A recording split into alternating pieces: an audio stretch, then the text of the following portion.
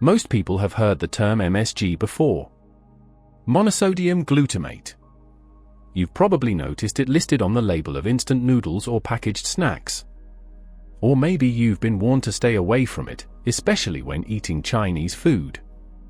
Over the years, MSG has built a strange reputation. Some see it as a normal cooking ingredient, while others blame it for headaches, dizziness, and other health problems. So what's the truth? What exactly is MSG? Is it actually harmful, or has it spent decades being misunderstood and unfairly blamed? In this video, we're uncovering the real story behind MSG, how it was discovered, why it changes the way food tastes, and what modern science really says about its safety. Let's begin with the basics. MSG stands for monosodium glutamate. It's a flavor enhancer, usually a fine white crystal that looks almost exactly like salt or sugar. From a chemistry standpoint, MSG is made from sodium and glutamic acid, an amino acid that naturally occurs in many everyday foods. The term glutamate might sound scientific, but it's actually very common. You'll find it in tomatoes, mushrooms, aged cheese, seaweed, and even breast milk. Glutamate is one of the main reasons foods taste deeply savory. It creates the flavor we know as umami, the fifth basic taste, alongside sweet, sour, salty, and bitter. So when you think about it, MSG is simply a more concentrated version of a taste our tongues already know and enjoy. The story of MSG begins in Japan in the early 20th century. A chemistry professor named Kikuni Ikeda was eating a bowl of kelp-based seaweed soup when he noticed something interesting. The rich, savory flavor didn't quite fit into any of the known taste categories like sweet, salty, or bitter. Driven by curiosity, he took that question into his laboratory. After experimenting, he successfully identified the compound responsible for that unique taste, glutamate. He later developed and patented a method to extract glutamic acid from seaweed and combine it with sodium, creating what we now call monosodium glutamate. By 1909, MSG officially entered the market under the brand name Ajinomoto, a word that translates to the essence of taste. From there, it didn't take long to spread globally, becoming a common ingredient in home kitchens and processed foods across the world. But what exactly makes MSG so effective at improving flavor? The answer lies in how our taste buds respond to umami.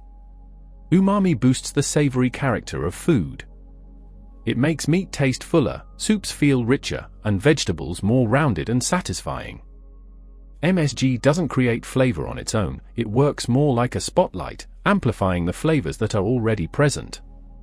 That's why just a small amount of MSG in a soup or stir-fry can make a dish feel more filling and flavorful, without needing extra oil or heavy seasoning. What's even more interesting is that research suggests MSG can help lower overall sodium intake. MSG contains only about 1/3 the sodium of regular table salt, meaning it can enhance taste while allowing cooks to use less salt overall. When used in moderation, it may actually help reduce sodium consumption without sacrificing flavor. If MSG is simply a flavor booster, how did it end up with such a negative image? The answer takes us back to the late 1960s, when a short letter appeared in a medical journal. In it, the writer described a set of symptoms he called Chinese restaurant syndrome.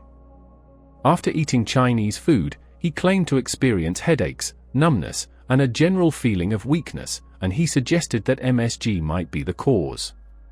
The story quickly caught the attention of the media. Headlines spread, fear followed, and MSG was soon labeled as a health threat. Restaurants began advertising no MSG on their menus to calm worried customers.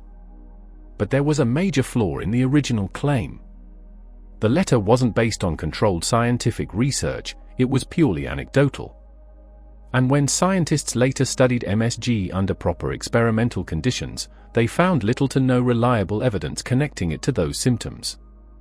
Decades later, after many large-scale studies, the conclusion is far clearer. For the vast majority of people, MSG is safe to consume.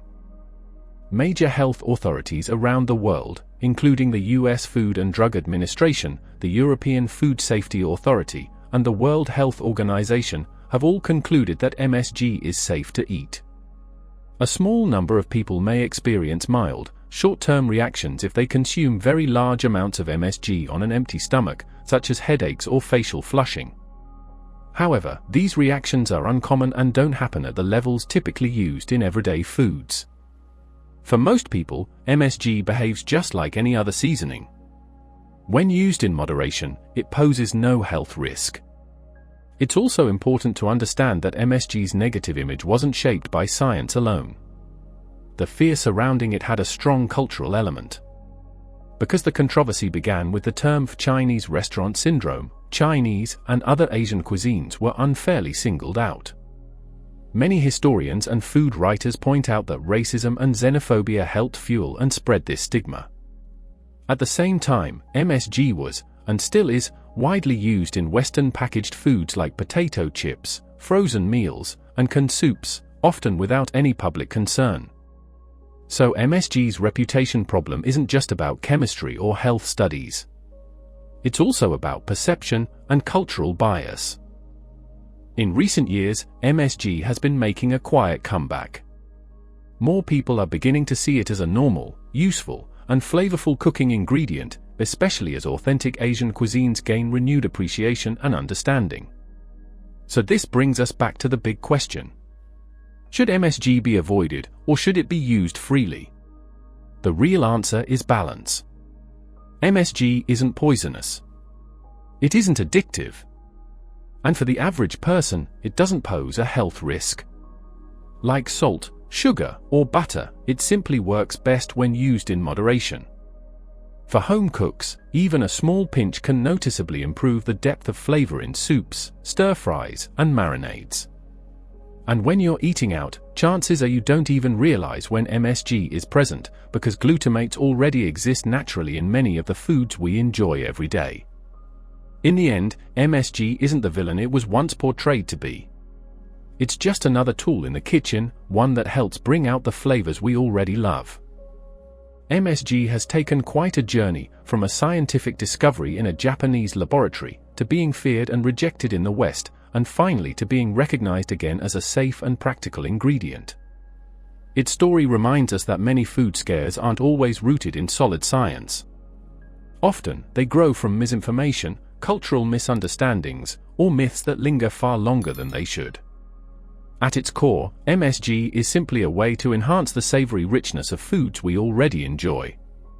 And if you've ever eaten pizza, snacked on chips, or tasted a warm bowl of tomato soup, there's a good chance you've been enjoying MSG all along, without even knowing it. Thank you for watching. If you have ideas for future videos, drop them in the comments below. We'd love to hear your suggestions, and we'll be happy to give you a shout out for your contribution. And if you enjoyed this video, be sure to explore our other binge-worthy content. Don't forget to like, subscribe, and stay tuned for more stories hidden inside the simplest things.